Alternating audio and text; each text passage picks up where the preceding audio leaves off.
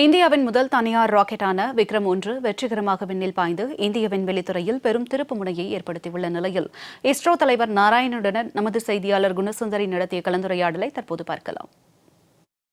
இந்தியாவின் முதல் தனியார் ராக்கெட் தற்பொழுது வெற்றிகரமாக விண்ணில் ஏவப்பட்டிருக்கிறது. இது குறித்து நம்முடன் பேசுவதற்காக இஸ்ரோ தலைவர் நாராயணன் நம்முடன் இணைந்திருக்கிறார்.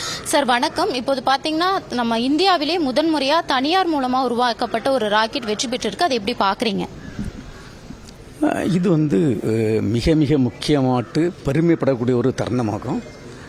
நமது இந்தியாவில் உள்ள ஒரு சாதாரண ஒரு ஸ்டார்ட் அப் கம்பெனி செய்த முதல் ராக்கெட் முதல் முறையாட்டு வெற்றி அடைஞ்சிருக்கு. அது ஒரு முக்கியமான ஒரு தருணம்.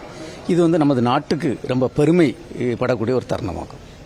சரி, இப்ப என்ன அப்படின்னா எல்லாத்துலயுமே தனியார் மயம் வந்துகிட்டு இருக்கு. அப்படி இருக்கும்போது இஸ்ரேலையும் முதல் முறையா தனியார் மயம் வருது அப்படிங்கிறது இஸ்ரேவை பாதிக்கக்கூடிய ஒரு விஷயமா இருக்குமா? ஏன் அப்படின்னா இதுவரைக்கும் முழுவதுமாகவே தனியார் மயம் இல்லாத ஒரு விஷயம் இப்போ தனியார் மயம் ஆக்கப்பட்டிருக்கு. அது எப்படி பாக்குறீங்க?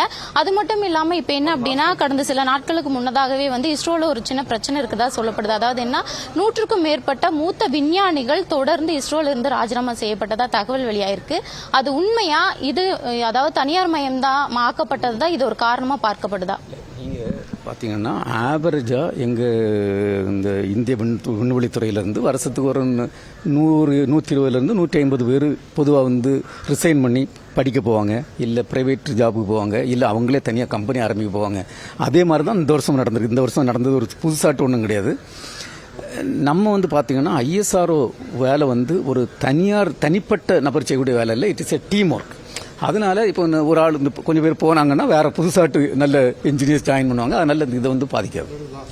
குலசேகரப்பட்டினம் ப்ராஜெக்ட் எந்த நிலைமையில இருக்கு? குலசேகரப்பட்டினம் ரொம்ப அட்வான்ஸ் ஸ்டேஜில் இருக்கு. என்ன ஒரு 6 months எல்லா ஆக்டிவிட்டியும் கமிஷன் பண்ணுவோம்.